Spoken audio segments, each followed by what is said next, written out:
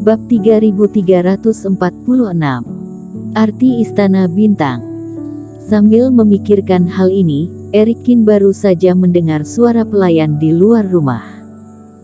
Tuan Istana Yan mencari dirinya sendiri. Aku tahu. Alisnya sedikit terangkat dan dia tidak tahu apakah platform giok akan datang.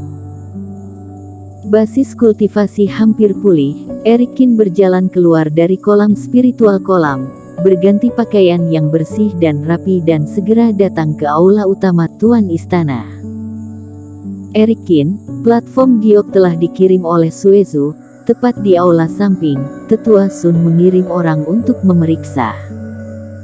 Begitu dia masuk, Mitayan berkata langsung pada intinya dan memberi kabar baik kepada Erikin. Setelah itu, Mitayan memimpin Erikin dan keduanya berjalan menuju aula samping. Erikin, soal tanah berbahaya Guzong, terima kasih banyak. Tuan Istana jangan terlalu sungkan, karena aku pernah berjanji, aku secara alami akan mencoba yang terbaik untuk melakukannya, kata Erikin. Aku berterima kasih padamu bukan karena kamu diangkat menjadi monster pelindung bintang, tapi karena menyelamatkan tetua Di dan yang lainnya. Itu awalnya memang bukan tugasmu. Mitayan menggelengkan kepalanya. Waktu itu kedua tetua itu terjebak di tanah berbahaya Guzong. Kalian mengira aku tidak bisa diangkat menjadi monster pelindung bintang dan juga tetap meminjam platform giok seperti biasa. Tuan Istana tampaknya juga melakukan hal yang sama juga benarnya, kata Erikin sambil tersenyum. Mitayan juga sedikit tersenyum ketika mendengar kata-kata itu. Mau tak mau Erikin sedikit terkejut. Dia tahu identitas Putri Istana Bintang, jadi Mitayan juga tidak berusaha untuk menutupinya. Senyumnya cerah seperti bunga dan itu cukup menawan. Apa yang salah? Melihat Erikin menatap dirinya dengan ekspresi berbeda, Mitayan bingung. Bukan apa-apa, kupikir Tuan Istana tidak akan tertawa. Erikin menggelengkan kepalanya. Tuan Istana, platform giok ini telah diperiksa dan tidak ada masalah dan aku juga telah menempatkannya dengan benar di formasi aula samping.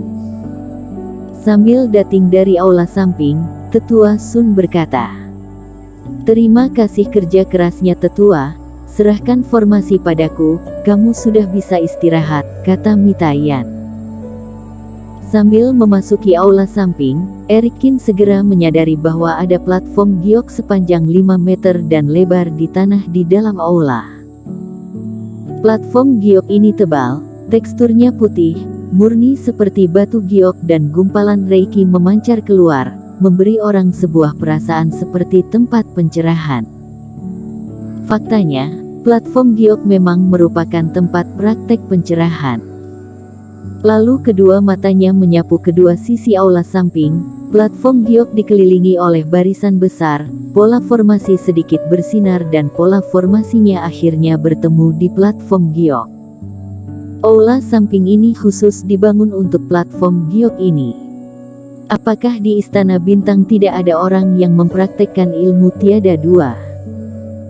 Setelah Erikin melihat pola formasi ini, yang memiliki beberapa jejak waktu, dia bertanya-tanya. Memang benar, tapi platform giok ini bukan hanya harta untuk berlatih ilmu tiada dua, itu adalah harta yang Sekte Wushuang butuhkan untuk berlatih banyak ilmu sihir.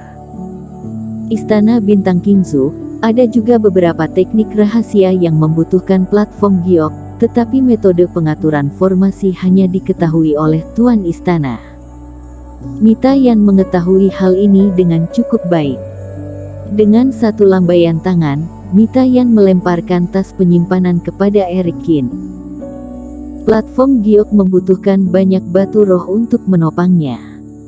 Kamu dan aku akan menyatukan batu roh ini ke dalam pola formasi. Bukankah kamu baru saja mengatakan bahwa hanya kamu yang boleh tahu rahasia formasi ini? Kata Erikin tanpa berkata-kata.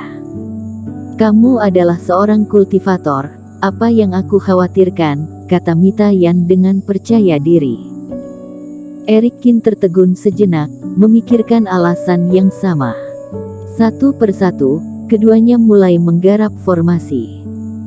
Banyak pola formasi di aula dan batu roh serta berbagai bahan yang perlu disematkan pun lebih banyak dan butuh waktu lama untuk mempersiapkannya. Melihat ke sisi lain, Mita Yan, yang mengenakan pakaian tuan istana, memiliki temperamen yang dewasa dan mulia dan mengingat bahwa sebelumnya, dia mengenakan pakaian seorang murid istana bintang. Eric Kin langsung menggerakkan matanya untuk melihatnya. Karena cukup bosan, kenapa kita tidak mengobrol saja? Apa yang ingin kamu bicarakan? Mita Yan bertanya. Apa saja boleh, misalnya, aku benar-benar mengira kamu adalah iblis tua dengan penampilan kekanak-kanakan. Setelah Eric Kin mengatakan ini, alis Mita Yan tiba-tiba berkerut. Jangan marah, itu adalah pikiran pertamaku padamu. Tapi kemudian aku merasa bahwa kamu tidak menyamar atau berlatih semacam teknik, tetapi kamu benar-benar sangat mudah. Eric Kin meletakkan beberapa batu roh dan melanjutkan pembicaraannya.